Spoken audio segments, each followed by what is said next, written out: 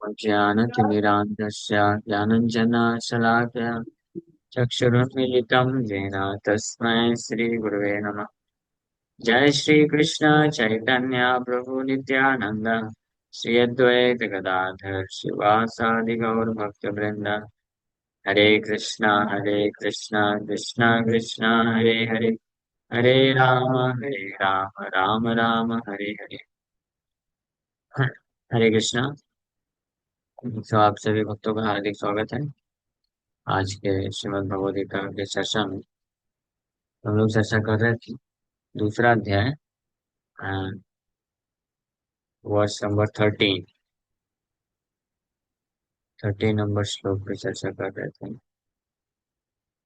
सो ये श्लोक में भगवान कृष्ण रीइंकार्नेशन या पुनर्जन्म, transmigration of soul from one body to another body, इसका जो है तर्क प्रस्तुत कर रहे हैं। साइंस विज्ञान बता रहे कैसे ट्रांसफर होते हैं। तो इस श्लोक पे ऑलरेडी हम लोग चर्चा किए 2 दिन। इसका तात्पर्य पढ़ के चर्चा थोड़ा और आगे बढ़ाएंगे। देहिनोऽस्मिन् यथा देहे कौमारं यौवनं जरा तथा देहांतर प्राप्तिर्धीरस्तत्र न मुह्यते। तो इसमें महत्वपूर्ण चीज जो हम लोग कल चर्चा किए थे, इस श्लोक में भगवान बता रहे हैं देही, हाँ देही, देही यथा अस्मिन देहे। देही जो होता है जिस प्रकार से, अस्मिन देहे मतलब इस शरीर में, कौमारम यौवनम जरा, कुमार अवस्था से, युवावस्था से जरा बुढ़ापा तक जाता है। तो बुढ़ापे के बाद फिर नेक्स्ट स्टेशन, हाँ हाँ, बुढ़ापे के बाद जो नेक्स्ट स्टेशन है, नेक्स्ट डेस्टिनेशन बोल सकते हैं, वो है कौमार, अगेन बर्थ, वापस से जन्म। और ये जो नेक्स्ट डेस्टिनेशन है बुढ़ापा और अगला जो जन्म, इसके बीच का जो ट्रांजिशन होता है उसी को डेथ बोलते हैं। तो डेथ जो है एक्चुअली में डेस्टिनेशन नहीं है, नेक्स्ट स्टॉपेज स्टेशन नहीं, वो एक ट्रांजिशन फेज होता है। मतलब वहां से चेंज हो रहा है, पटरी चेंज कर रहा है, ऐसा बोल सकते हैं। स्टेशन क्या है? ये स्टेशन है कौमारम यौवनम जरा, फिर कुमार यौवनम जरा, और पटरी बीच बीच में चेंज करते हैं, साइकिल ऐसे। तो इसलिए डेथ इतना, वास्तव में इतना इम्पोर्टेंट नहीं है किसके लिए, जो साधारण जीव है उनके लिए। क्योंकि वो जस्ट एक ट्रांजिशन पीरियड है, फेज है, जहां से परिवर्तन हो रहा है, बस किसका, कपड़ा का परिवर्तन हो रहा है। इम्पोर्टेंट डेथ पता है किसके लिए है? जो भक्त है उनके लिए इम्पोर्टेंट है डेथ, क्योंकि वो डिसाइडिंग फैक्टर बन जाता है। हाँ, वो अ, भौतिक जीवन या आध्यात्मिक जीवन। अन्य जीवात्माओं के लिए डेथ उतना इम्पोर्टेंट नहीं। हाँ, वो बस क्योंकि भौतिक जीवन, अभी भी भौतिक जीवन है, ये भौतिक शरीर मनुष्य शरीर, और मृत्यु हुआ तो दूसरा भौतिक शरीर भौतिक जीवन है। तो भौतिक जीवन से भौतिक जीवन में क्या इम्पोर्टेंट, इम्पोर्टेंट तो तब होगा जब भौतिक जीवन से आध्यात्मिक जीवन में जाए, तब वो इम्पोर्टेंट कहलाता है डेथ। कोई बोलेगा नहीं प्रभु जी ऐसा नहीं है, सभी के लिए इम्पोर्टेंट है, क्योंकि व्यक्ति अलग अलग शरीर में रहता है, फिर मृत्यु के बाद दूसरा शरीर प्राप्त करता है। But actually it does not make any difference, कोई खास अंतर नहीं है, क्योंकि बस बर्तन चेंज हो रहा है। समझ में आया? बर्तन ही चेंज हो रहा है, पात्र ही चेंज हो रहा है, उसके अंदर जो पीने वाला वस्तु है वो सेम ही। अब सोने के पात्र में जूस पीजिए या लोहे के पात्र में पीजिए, टेस्ट में कोई फर्क पड़ेगा? जो वो जो पियेंगे वो तो वही रहेगा वाला है, खास अंतर नहीं है। आज प्रभात जी एक क्लास में बहुत अच्छा एग्जांपल दे रहे थे। हाँ, प्रभात जी का लेक्चर, आज का सुबह का लेक्चर सुनना चाहिए, मैं मेल कर दूंगा सभी भक्तों को। बड़े स्पष्ट रूप में प्रभात जी जो रियलिटी एक्सपोज कर रहे थे, भौतिक इंद्र तृप्ति की रियलिटी की वास्तविकता, कि व्यक्ति को लगता है कि इस तरीके से हम ज्यादा एंजॉयमेंट कर सकते हैं, लेकिन कोई खास अंतर नहीं। जैसे प्रभुपाद जी एक एग्जांपल दिए कि किसी को बीमारी हो जाती है, टाइफाइड हो गया है, मलेरिया हो गया है, तो चाहे अमीर व्यक्ति हो या गरीब व्यक्ति हो, जिसको बीमारी के कारण बुखार है या सिर दर्द है, तो उसको उस बीमारी का दुख तो दोनों को बराबर ही ले मिलेगा ना। ऐसा तो नहीं है कि अमीर व्यक्ति को जो बुखार या सिर दर्द होने का जो एक्सपीरियंस है वो अलग होगा, और जो गरीब व्यक्ति है उसको अलग होगा। नहीं, समझ पा रहे हैं? तो जब दुख होता है ना, तो उससे फर्क नहीं पड़ता कि कौन सा शरीर है, क्या स्थिति है, भौतिक स्थिति है, दुख का टेस्ट सेम रहता है। उसी प्रकार से सुख का भी टेस्ट सेम है, शरीर पर निर्भर नहीं करता है। रूपन जी उत्तर दे रहे बता रहे थे कि चाहे मनुष्य है इंद्र तृप्ति करे, उसको भी वही टेस्ट मिलेगा, कुत्ता बिल्ली सुअर जो इंद्र तृप्ति करेगा तो उसको भी वही टेस्ट मिलेगा, फीलिंग जो है, एक्सपीरियंस वही रहेगा। स्पेशली सेक्स एंजॉयमेंट का रूपन जी बता रहे, sex enjoyment between a man and a woman, same experience, between dogs and hogs and cats, same experience. It doesn't matter. तो मटेरियल लाइफ में कोई अंतर नहीं है, लेकिन वास्तविक रूप में परिवर्तन जो है इम्पोर्टेंट इम्पोर्टेंट होता है जब कोई भौतिक जीवन से आध्यात्मिक जीवन में ट्रांसेंड करे। वो एक अलग टेस्ट, परम दृष्टवा निवर्तते, गीता मान बोलते हैं। भौतिक जीवन में किसी भी प्रकार का टेस्ट है, चाहे सुख है या दुख है, वो सेम ही रहता है, पात्र बस अलग अलग बदलता है, लेकिन वास्तविक टेस्ट जो है आध्यात्मिक जीवन। एनीवे, यहाँ पे प्रभुपाद जी भगवान कृष्ण ये वर्णन कर रहे हैं, कौमारम यौवनम जरा, तथा उसी प्रकार से जिस प्रकार से एक शरीर में व्यक्ति कुमार युवा और जरा अवस्था में जाता है, तथा देहांतर प्राप्ति, उसी प्रकार से जरा के बाद देहांतर प्राप्ति यानी दूसरा शरीर प्राप्त करता है। तो जो धीर व्यक्ति होते हैं इसमें विविल्डर नहीं होते हैं। तो धीर व्यक्ति का क्या अर्थ है, ये भी हम लोग कल विस्तार से चर्चा किए थे। हाँ, अगर आपको याद होगा, आप समझ सकते हैं कि धीर व्यक्ति मतलब जो जानता है इस प्रकार का ट्रांसफर कैसे होता है। तो since every living entity is an individual soul, each is changing his body every moment, manifesting sometimes as a child, as a youth, as an old man. Yet the same spirit soul is there and does not undergo any change. समझ गए? ये जो debate चल रहा था ना अपने college, Gita का ये दूसरे अध्याय का 13 नंबर श्लोक का तात्पर्य जाके पढ़ा देना, सेम लिखा है। Yet the same spirit soul is there and does not undergo any change. हर जीवात्मा व्यक्तिगत आत्मा है, और हालांकि शरीर हर क्षण बदलता रहता है, लेकिन जो स्पिरिट सोल है, आत्मा है, उसमें कोई चेंज नहीं आता है। ये पढ़ा शरीर के बिना आत्मा क्यों नहीं उपयोग, शरीर के बिना आत्मा का उपयोग नहीं। कुछ लोग ये भी बोलते हैं ना कि बिना शरीर के आत्मा क्या कर ले, बिना शरीर के ही आत्मा सब कुछ करती है। जब शरीर में रहती है तब तक सोए रहती है बढ़िया मस्त आराम से। जब तक शरीर में आत्मा रहती है, हाँ, तो जेल में कैदी की तरह होती है, हथकड़ी भी है, पैर भी बंधे हुए हैं, कुछ कर नहीं सकता। ये शरीर में जब तक आत्मा रहती है तो कार्य कौन करता है? आत्मा नहीं करता है। नहीं, मन तो इंस्ट्रूमेंट है, कौन करता है? वो श्लोक है ना, कर्ता हम इति मन्यते। हाँ, प्रकृति करती, प्रकृति के 3 गुण कराते हैं कार्य सारे। प्रकृति क्रियमाणानि गुण कर्माणि सर्वशः अहंकार विमूढ़ आत्मा कर्ता हम इति मन्यते। प्रकृति के 3 गुण कराते, सत्वगुण मोड, मोड चेंज होता है, जैसे यहाँ पे लिखा है मोड, जिस मोड में डालेगा उस मोड में कार्य करेगा। समझ पाए? हालांकि मैं नीचे बैठा हूँ, लेकिन मैं यहाँ से कंट्रोल कर सकता हूँ मोड के द्वारा, मोड दबाऊंगा तो वो कंट्रोल हो जाएगा, है ना? लेकिन जो बच्चा है वो नहीं जानेगा, उसको लगेगा अंदर से कोई कंट्रोल कर रहा है।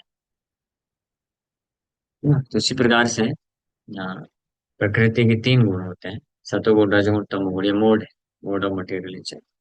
तो सतोगुण का जो मोड है ऑन किया तो व्यक्ति बड़ी बड़ी बातें करता है, ज्ञान की बातें करता है, समाज सेवा करता है, दान करता है ना, सुख और शांति से रहता है, इंद्रिय कंट्रोल में रखता है।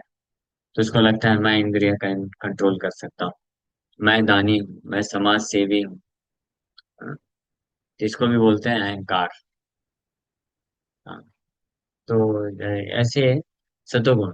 तो सतोगुण में ज्यादातर ब्राह्मण होता है, लेकिन सतोगुण का फायदा ये है कि सतोगुण में व्यक्ति कम से कम एक ज्ञान में रहता है स्थिर, कि मैं शरीर नहीं हूँ, आत्मा हूँ।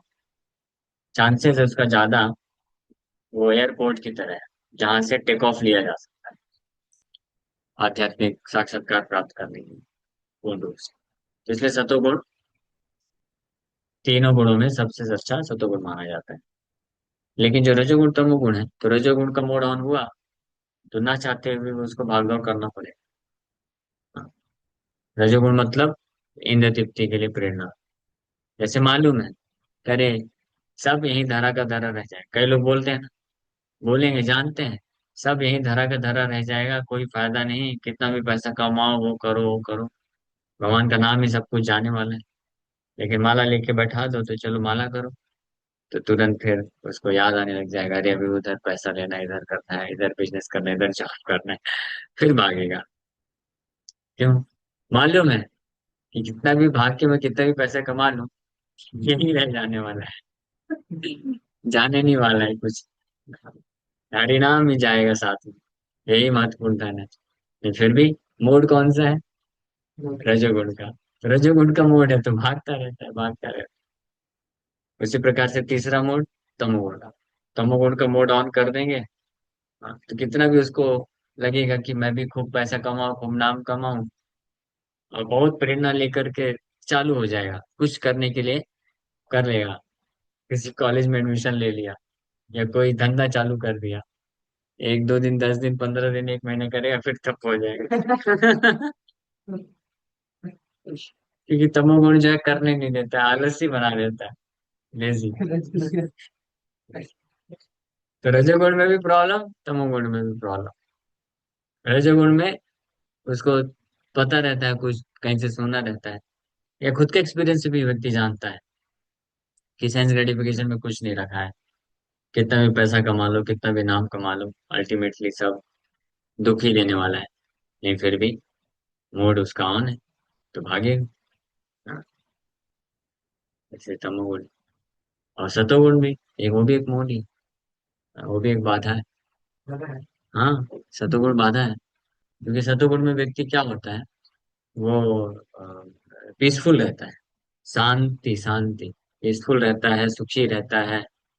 भौतिक सुख अगर कोई संसार में, भौतिक जगत में एक्सपीरियंस कर सकता है, तो वो जो सतोगुणी व्यक्ति है वो कर सकता है, जिनको ब्राह्मण बोलते हैं। क्यों एक्सपीरियंस कर सकता है भौतिक सुख, शांति? क्योंकि वो इंद्रिय तृप्ति की भावना से मुक्त होता है, वो सेंस ग्रेटिफिकेशन नहीं करता है, इसलिए शांत रहता है, सुख महसूस करता है। और जो लोग इंद्र तृप्ति के पीछे भागते हैं, वो लोग दुखी रहते हैं।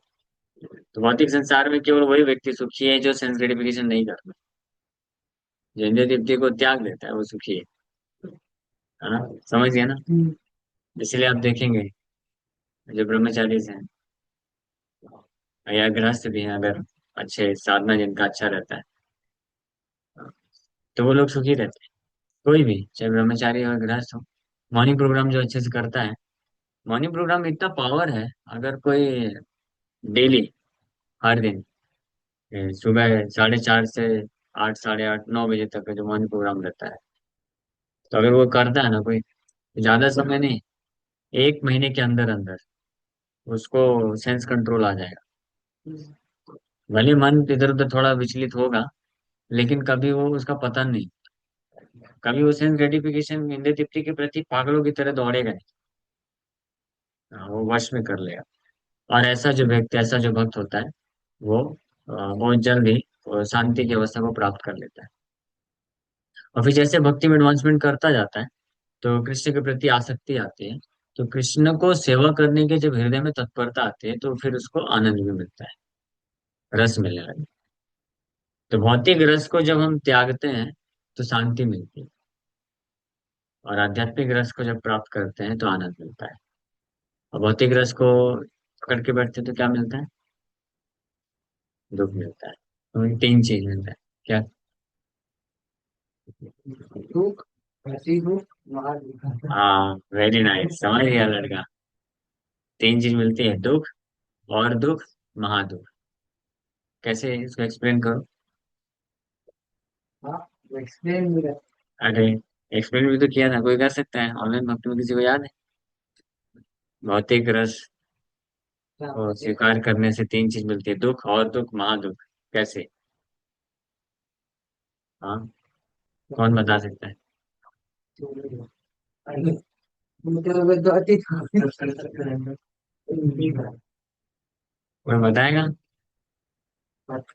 देखो, मैं बताता हूँ, फिर से याद रखना, बार बार भूल जाते हैं। एग्जाम्पल भी देता हूँ, आप लोग यूथ है ना, तो उस हिसाब से एग्जाम्पल देता हूँ। जैसे आ, भौतिक रस जब आता है तो सबसे पहले दुख होता है, क्यों? कब मिलेगा, कब मिलेगा, कब मिलेगा, दुख रहता है। ठीक है। जब मिल जाता है तो और दुख। हाँ। और जब छूट जाता है तो महादुख। समझे? नहीं समझे? जैसे आप सब यंग डिवोटीज है ना, तो कोई यंग बॉय होता है, वो सोचता है ये गर्लफ्रेंड बन जाए, गर्लफ्रेंड बन जाए, तो वो दुख रहता है उसको कि मेरे पास कोई गर्लफ्रेंड नहीं, कोई गर्लफ्रेंड नहीं। कि जब गर्लफ्रेंड बन जाती है तो फिर और दुख हो जाता है, क्यों? क्योंकि फिर उसके पीछे पूरा एनर्जी लगा देता है, समय भी बर्बाद करता है, पैसा भी बर्बाद करता है, और एनर्जी भी बर्बाद करता है। तो वो जो अपना कार्य करना चाहता है, पढ़ाई करना चाहता है, जॉब करना चाहता है, वहां से फोकस खत्म हो जाता है। तो दुख क्या हो गया? और बढ़ गया। तब उससे फ्रस्ट्रेट होकर के सोचता है, यार क्या करूं, छोड़ देता हूँ सब कुछ। तो फिर लड़ाई झगड़े होते हैं, फिर ब्रेकअप हो जाता है। तो जब ब्रेकअप हो जाता है तो दुख की सीमा तक पहुंच जाता है, सुसाइड तक भी चला जाता है, महादुख इसको बोलते हैं। तो सही बात है ना? तो भौतिक रस में केवल तीन ही चीज मिलती है। दुख से चालू होता है, दुख और दुख, महादुख। लेकिन व्यक्ति को माया में होने के कारण क्या सोचता है? माया मतलब इल्यूजन। माया में होने के कारण क्या सोचता है? कि ये भौतिक रस नहीं है, इसलिए मेरे को दुख है। ये मिल जाएगा तो फिर सुख मिलेगा, फिर और सुख मिलेगा। हाँ, ऐसा सोचता है। जैसे वही लड़का जो सोचता है कि मेरी गर्लफ्रेंड नहीं है, तो सोचता है इसलिए मैं दुखी हूँ। एक गर्लफ्रेंड हो जाएगी तो और फिर सुखी हो जाऊंगा।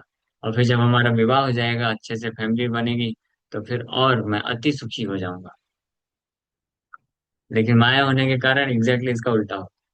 ये तो एक एग्जाम्पल बताया आप लोगों को, लेकिन ऐसे कोई भी एग्जाम्पल ले लीजिए। पैसा है, तो सोचता है मेरे पास पैसा नहीं है, बस ज्यादा पैसा नहीं चाहिए। एक वक्त बोला मेरे को, रोजी मेरे को, मैं ज्यादा लालची नहीं हूँ, मेरे को ज्यादा पैसा नहीं चाहिए, बस कुछ 6-7 करोड़ भी मिल जाएगा ना तो मेरा काम हो जाएगा।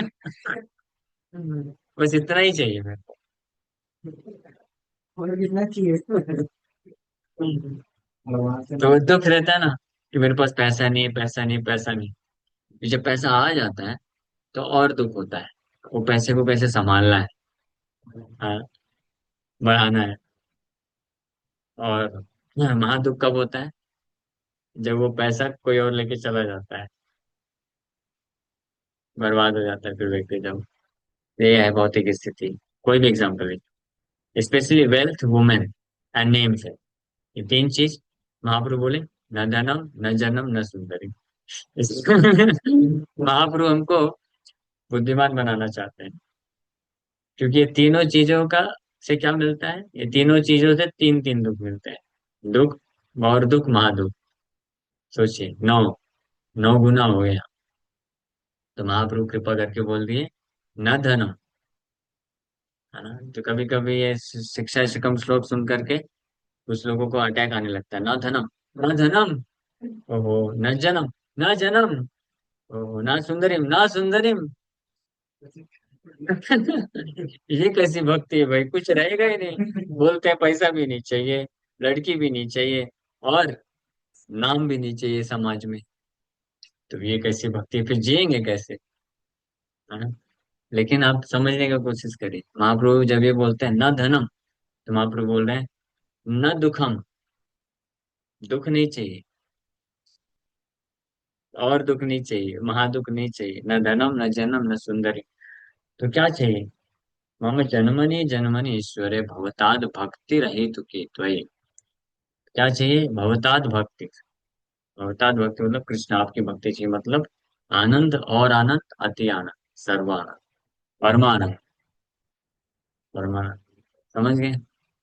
आप में से कितने भक्तों को परमानंद चाहिए? हाथ ऊपर करिए। हाँ, ऑनलाइन वाले भक्तों को क्या चाहिए? दुख चाहिए क्या? कोई हाथ ही नहीं उठाया। तो आप सोच लीजिए, तो अगर परमानंद चाहिए तो कृष्ण की भक्ति, और दुख चाहिए माया की भक्ति। दुख चाहिए तो धनम जन्म सुंदरी के पीछे भागी, और आनंद चाहिए तो इन तीनों को ना बोलना पड़ेगा, फिर कृष्ण के पीछे जा सकते हैं। दोनों नहीं चलेगा, दोनों कॉम्बिनेशन फिट नहीं बैठेगा। दोनों नहीं, नहीं, 50-50 नहीं होगा। नहीं प्रभु जी, वो क्या है ना, ज्यादा मीठा भी अच्छा नहीं, ज्यादा खट्टा भी अच्छा नहीं, खट्टा मीठा। एक बार वो बोल रहा था ऐसे मेरे को कि प्रभु जी मैं एक बात स्वीकार करता हूँ कि माया में ठीक है, दुख और दुख महादुख मिलते हैं, और कृष्ण का सेवा करेंगे तो सुख और सुख महासुख मिलेगा। लेकिन केवल सुख ही सुख रह जाएगा तो फिर भी बोरिंग हो जाएगा लाइफ। और क्या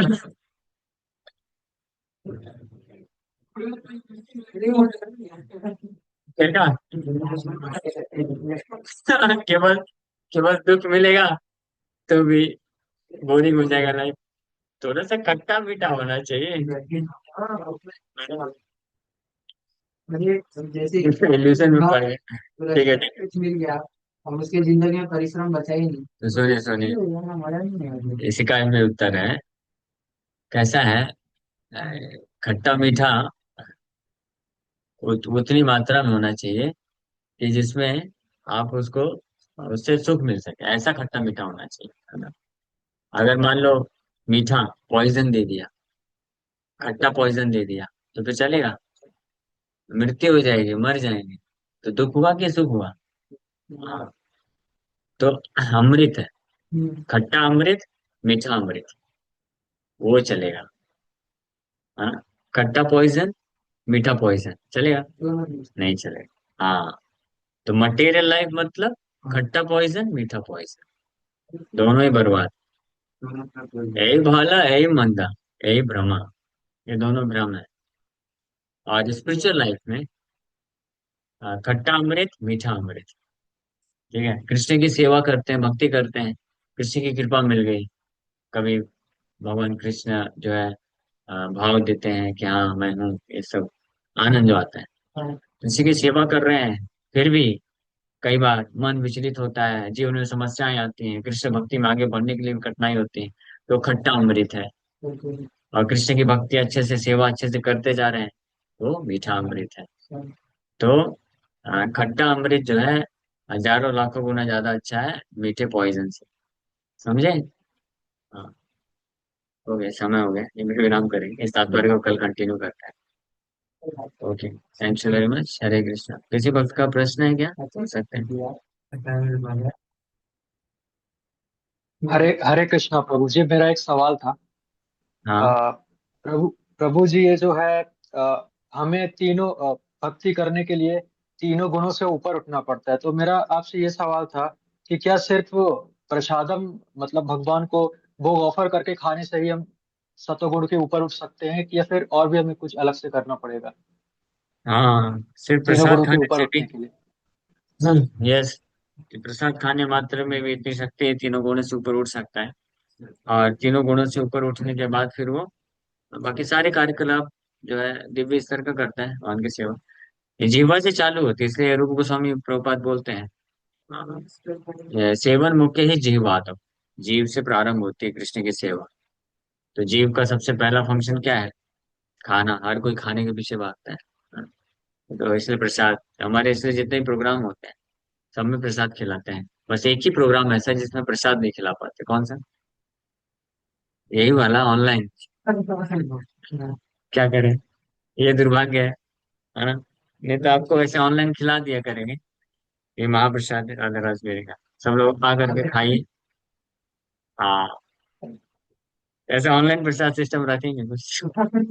अदरवाइज जितने भी प्रोग्राम होते हैं, प्रसाद इसलिए खिलाया जाता है, प्रभुपाद जी इसलिए चालू किए, ताकि प्रसाद खाएगा और उससे जो है कृष्ण का सेवा हो जाएगा, फिर नाम जब चालू कर देगा।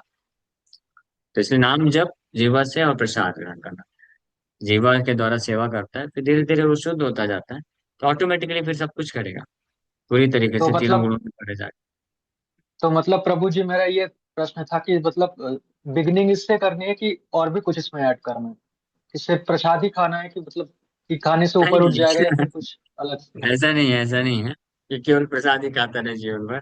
वो बिगिनिंग है, शुरुआत है। क्योंकि क्या होता है, जो भौतिक चेतना में व्यक्ति होता है, तो इमीडिएटली वो गीता की फिलॉसफी है, भागवत फिलॉसफी नहीं समझ में आता है उसको, भौतिक को चेतना होने के कारण। और नाम जप के लिए भी प्रेरणा नहीं मिलती। एक माला भी लोग कई बार नहीं कर पाते हैं शुरू शुरू में जब आते हैं तो। लेकिन प्रसाद खाते हैं, कीर्तन अटेंड करते हैं, तो उससे चेतना शुद्ध होती है धीरे धीरे। फिर वो नाम जप के लिए प्रेरित होते हैं, तो नाम जप भी करते हैं, फिर गीता भागवत भी पढ़ते हैं, फिर चार नियम स्ट्रिक्टली पालन करते हैं, फिर प्रचार भी करते हैं, सब कुछ करते हैं, है ना? जी प्रभु ऐसे। जी। ओके। प्रभु जी, बस एक और क्वेश्चन है, बस छोटा सा हाँ। क्वेश्चन है। प्रभु जी, भौतिक रस में आपने बताया कि भौतिक रस में दुख दुख और दुखी मिलता है। तो प्रभु नहीं जी, नहीं नहीं पहले नहीं तो नहीं, रहता है। ये नहीं बोला मैंने, तीन चीज मिलती है, तीनों अलग अलग है। प्रभु जी, दुख, एक तो वो हो गया हाँ। एक दुख मिलता है, फिर और दुख मिलता है, फिर महादुख मिलता है। प्रभु जी, वो बीच वाला कौन सा होता है? जैसे एक तो हो गया ईगरनेस टू गेट, कब मिलेगा। तो लास्ट मैं वाला हो बताया ना गया कि एग्जाम्पल, खो ना जाए, गुम ना जाए। मैं एग्जाम्पल जो बताया आप समझ पाए? आप भी युवा भक्त है ना, आप कॉलेज में पढ़ाई करते हैं। जी प्रभु जी, अभी बीबीए रिसेंटली कंप्लीट किया लास्ट ईयर। अच्छा, कंप्लीट किया है ना, तो आपने देखा होगा यूथ, यहाँ भी यूथ लोग बैठे थे, इसलिए मैंने वो एग्जाम्पल दिया। क्योंकि यूथ लोग ज्यादातर ये सब सोचते हैं ना, कॉलेज में आपने देखा होगा कि कोई भी यंग बॉय होता है, तो कोई यंग गर्ल को देख करके अट्रैक्ट हो जाता है, सोचता है, तो उसको ये दुख रहता है कि वो मेरी गर्लफ्रेंड बन जाएगी तो अच्छा रहेगा।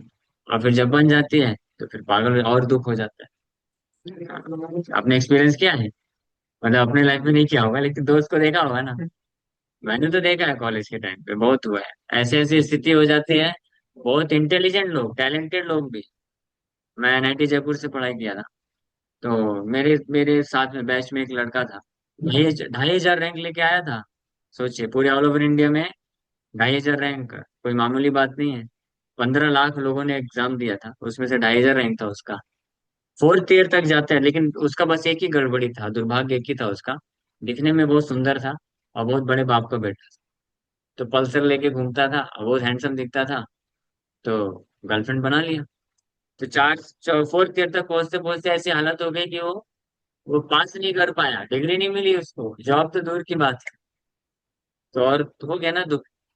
और जो गर्लफ्रेंड बनी थी, जब ये देखी कि इसका तो जॉब ही नहीं लगा, तो उसको छोड़ दी और किसी के पास जी चले प्रभु गए, तो इसका महादुख हो गया। जी। इसको बोलते हैं। तो ये भौतिक रस, कोई भी भौतिक चीज के पीछे आप भागेंगे ना, तो उसको प्राप्त करने के लिए दुख रहेगा हृदय में। जब प्राप्त हो जाएगा तो दुख और बढ़ने वाला है, और जब वो खो बैठेंगे तो फिर महादुख तो होने वाला है। चाहे कोई पोजीशन है, जैसे एक आप दूसरा उदाहरण बताता हूँ, एक और यंग बॉय एक कंपनी में काम करता था, उसमें उसको 60-70 हजार रुपये महीने मिलता था। तो उसको हमेशा लगता था कि और अच्छी कंपनी चाहिए, और अच्छी कंपनी चाहिए, तो हमेशा दो। अभी 70 हजार रुपये महीने कमा रहा है, तो फिर भी उसको लगता था कि और पैसा चाहिए मुझे, और अच्छी कंपनी चाहिए। तो एक और बड़ी कंपनी में जॉब लग गया, अब उसको 90 हजार रुपये मिलने लग गया। तब उसका दुख था पहले। अब जब जॉब ज्वाइन किया, तो इतना प्रेशर हो गया, इतना वर्क प्रेशर हो गया कि उसका दुख बढ़ गया। तो मैं बोला ठीक है, अब उसको छोड़ करके वापस से पुरानी कंपनी ले लो ना भाई, आराम से 60-70 हजार ही कमा के रहो। तो उसको छोड़ करके वापस से जाने में महादुख की अनुभूति हो रही। इतना बड़ा कंपनी में पाया, इतना पैसा कमा रहा हूँ, नीचे कैसे जाऊं, जी है प्रभु। ना? हो जाने का भी दुख। तो ये स्थिति रहती है। ओके। थैंक प्रभु यू जी प्रभु जी, खट्टा हरे मीठा, कृष्ण। प्रभु जी खट्टा मीठा, स्पिरिचुअल, स्पिरिचुअल। हाँ, स्पिरिचुअल खट्टा मीठा जो है अमृत है, वो चलेगा। वो मटेरियल बता खट्टा दीजिए एक बार। मीठा, स्पिरिचुअल खट्टा मीठा मतलब जैसे हमारे लिए बात करें तो आ, मीठा मीठा मतलब हाँ, अच्छा अच्छा भजन चल रहा है, अच्छा सेवा हो रहा है, सब कुछ अच्छा हो रहा है, फेवरेबल। हमारे घर वाले भी सब फेवरेबल है, सब हमको सपोर्ट कर रहे हैं। मीठा मीठा, है ना? अच्छी बात है। खट्टा खट्टा मतलब संघर्ष हो रहा है भजन करने में, सुबह उठने में, या कुछ लोग एंटी हो गए हैं, कुछ लोग हमको सपोर्ट नहीं कर रहे हैं, है ना? या हम सेवा तो करना चाहते हैं लेकिन बहुत सारी बाधाएं आ रही, तो खट्टा हुआ। लेकिन खट्टा अमृत है, वो चलेगा। खट्टा अमृत को छोड़ करके मीठा पॉइजन जाके लेंगे तो क्या होगा? मृत्यु हो जाएगा। तो मीठा पॉइजन मतलब, अरे प्रभु जी यहाँ पे बड़ा संघर्ष है, भक्ति में जब से आया हूँ तब से देखिए मेरा हेल्थ खराब हो गया, बॉडी पतला हो गया है, देखिए क्या हो गया मेरा शरीर को। इसलिए मुझे सब नहीं करना, मैं जाता हूँ वापस से अपना जिम विम करूंगा, मस्त खाऊंगा पीऊंगा, बढ़िया प्रोटीन चाहिए मुझे तो नॉन वेज वगैरह चालू करता हूँ। तो क्या है? मीठा मीठा पॉइजन है वो, समझ पा रहे हैं ना? वो जहर है, वो आपको मार देगा। आत्महत्या, सच में आत्महत्या, आत्महत्या वो है, आत्मा का हत्या हो जाएगा। इसलिए खट्टा या कड़वा, खट्टा अमृत भी चलेगा या कड़वा अमृत भी चलेगा। प्रभु ठीक है। जी जैसे भक्तों के समाज में रहते हुए भी अगर मतलब गड़बड़ चल रही है, ऊपर नीचे मतलब बहुत चीजें फेस करने को पड़ रहा है, तो कोई बात नहीं, मतलब अच्छा है खट्टा मीठा, मतलब हाँ अच्छा अच्छा है है। वो, अमृत है, क्योंकि उससे हम अच्छा। बचे रहेंगे, हमारा प्रगति होगा, है ना? अमृत, अमृत जी। है या दवा है, तो चाहे खट्टा हम्म। हो या कड़वा हो, तो 5 बजे वो में हमारे क्या लिए अच्छा देखते थे, ही। पढ़ने के बंद कर दिया। टूल ले। लेकिन अगर जहर है, वो मीठा ही क्यों ना, वो क्या है? गड़बड़ है। उसी प्रकार से पात्र, अगर अमृत को लकड़ी के पात्र में भी दिया जाए, मिट्टी के पात्र में भी दिया जाए तो बढ़िया है। और जहर है, सोने के पात्र में, गोल्डन पॉट में दिया जाए तो भी छोड़ देना चाहिए। उसी प्रकार से अगर हमको कृष्ण भक्ति में आगे बढ़ने के लिए प्रेरणा मिल रही है, ऐसे संघ में है जहाँ पे हो सकता है कुछ भक्तों का व्यवहार उतना अच्छा नहीं रहता है, तो वो पात्र चलेगा भाई, क्योंकि क्या अल्टीमेटली कृष्ण की सेवा में तो लगा रहे हैं। और हमारे कुछ मटेरियलिस्टिक फ्रेंड्स हो सकते हैं, भौतिकवादी मित्र हो सकते हैं, जो बहुत अच्छा अच्छा हमको सपोर्ट करते हैं, सब कुछ करते हैं, लेकिन कृष्ण से हमको दूर ले जा रहे हैं, हमको भौतिक चीजों के लिए प्रेरणा दे रहे हैं। तो golden pot filled with poison है। हाँ, समझ? तो जी इससे प्रभु क्या? जी, थैंक यू प्रभु जी, थैंक यू सो मच प्रभु जी। बिल्कुल। हरे कृष्ण, ठीक है, यहीं पे विराम करते हैं। Hare Krishna, thank you very Hare much. Krishna प्रभु जी, पंचांग प्रणाम। हाँ, हरे कृष्ण, यस हरे माता कृष्णा जी। प्रभु पंचांग प्रभु प्रणाम। प्रभु जी आशीर्वाद दीजिए, आज 1 साल हो गया हमारी दीक्षा को। हमें तो ओ, तिथि से मालूम नहीं था, मैं डेट डेट का देख रही थी 20 20 का। ओ, लेकिन आज हरे मंदिर कृष्ण। से वीडियो कुछ डाला गया है तो फिर मुझे याद आया। तो मैं तो सोची थी मंदिर वंदिर आने के लिए, लेकिन प्रभु जी आशीर्वाद दीजिए। 1 साल तो हो गया और भक्ति बढ़े, सेवा हम बढ़े। लोग, हरे कृष्ण, हम लोग प्रार्थना करेंगे हरे ग्रेस माधुर्य राधिका माता जी के लिए। माता जी का 1 साल हुआ दीक्षा लिए हुए हिज होलीनेस राधानाथ स्वामी महाराज जी से। आज के दिन इस्कॉन जू में माता जी ने दीक्षा प्राप्त किया था। तो उनकी जी भक्ति की प्रकृति के लिए हम सब प्रार्थना करते हैं कि आप लोग हरे हरे कृष्ण कृष्णा नाम हरे बोल करके, कृष्णा, हरे कृष्णा हरे हरे कृष्णा हरे कृष्णा कृष्णा कृष्णा कृष्णा कृष्णा कृष्णा कृष्ण हरे हरे, हरे कृष्ण राम हरे हरे राम राम राम राम हरे राम राम हरे राम राम हरे। हरे हरे बोल। माता जी हरे की जय। जय। हरे